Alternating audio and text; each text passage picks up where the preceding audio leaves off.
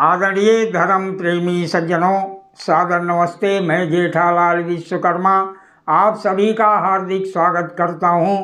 Mahabharat one पर्व अध्याय 13। महर्षि वैशंपायन जी महाभारत की कथा सुनाते हुए आगे कहते हैं, हे राजन जन्मेजय जी, सब पांडव अर्जुन के आने की प्रतीक्षा करते हुए ब्राह्मणों के साथ गंधमादन पर्वत पर निशंक होकर रहते थे।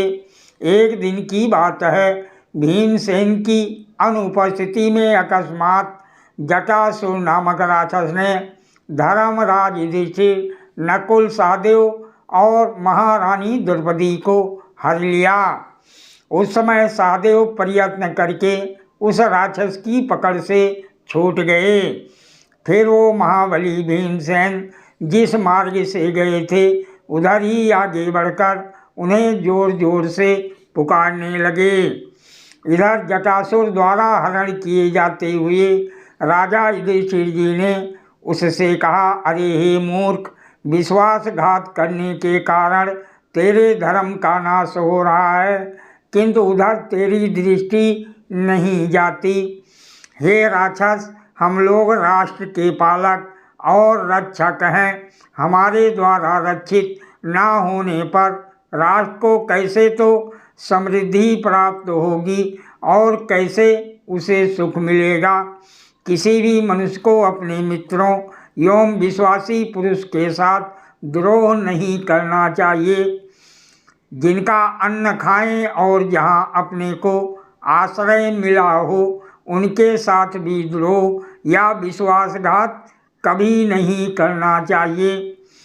हे खोटी बुद्धि वाले राक्षस, तू हमारे आश्रय में हम लोगों से सम्मानित होकर सुखपूर्वक रहा है।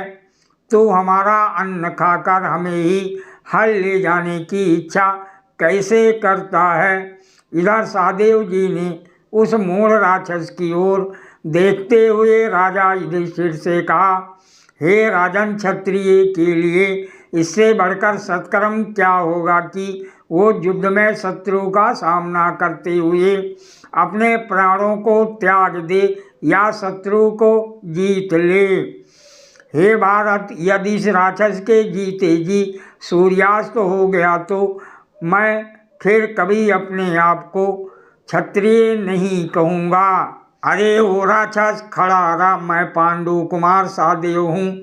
या तो तू मुझे मारकर द्रौपदी को ले जा या स्वयं मेरे हाथों मारा जाकर आज यहीं सदा के लिए सो जा।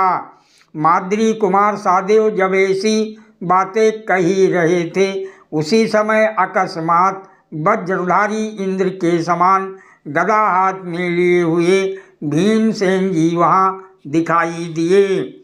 भाइयों और महारानी द्रौपदी का अपहरण होता देख महाबली भीमसेन क्रुद्ध हो उठे और जटासुर से बोले, ओ पापी, पहले जब तू शस्त्रों की परीक्षा कर रहा था तभी मैंने तुझे पहचान लिया था, परंतु तेरा समय तब पूरा नहीं हुआ था, इसीलिए आज से पूर्व तेरा वध नहीं किया जा सकता था। आज निश्चय ही तेरी आयु पूर्ण हो चुकी है, तभी तो अद्भुत कर्म करने वाले काल ने तुझे इस प्रकार द्रौपदी जी के अपहरण करने की कुबुद्धि दी है। जिस देश की ओर तू चला है और जहाँ तेरा मन पहले ही जा पहुँचा है, अब तू वहाँ ना जा सकेगा। तुझे तो अब बक और हिडिंब के मार्ग पर जाना है।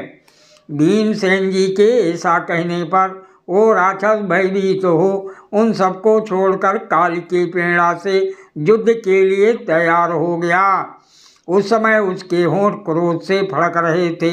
उसने भीमसेन जी को उत्तर देते हुए कहा, ओ पापी, मुझे दिग्भ्रम नहीं हुआ था, मैंने तेरे लिए ही विलंब किया था। तूने जिन जिन राक्षसों को युद्ध में मारा है उन सबके नाम मैंने सुने हैं। आज तेरे रक्त से ही मैं उन सब का तर्पण करूँगा। ऐसा कहकर वह दोनों वीर राक्षस और भीमसेन एक दूसरे से स्पर्धा रखते हुए बाहों से बाहें मिलाकर गुंथ गए। भीमसेन जी और राक्षस दोनों में देवों और दानवों के समान युद्ध होने लगा। वह दोनों ही रोष और अमर्ष में भरकर एक दूसरे पर प्रहार करने लगे। वह अपने भयानक मुक्कों द्वारा एक दूसरे पर चोट करने लगे। तब उन दोनों महाकाय वीरों में जोर जोर से टकराने की आवाज़ें होने लगीं। तत्पश्चात भीमसेन जी ने 5 सिर वाले सर्प की भांति अपनी 5 अंगुलियों से युक्त हाथ की मुट्ठी बांधकर उस राक्षस की गर्दन पर बड़े जोर से दे मारा।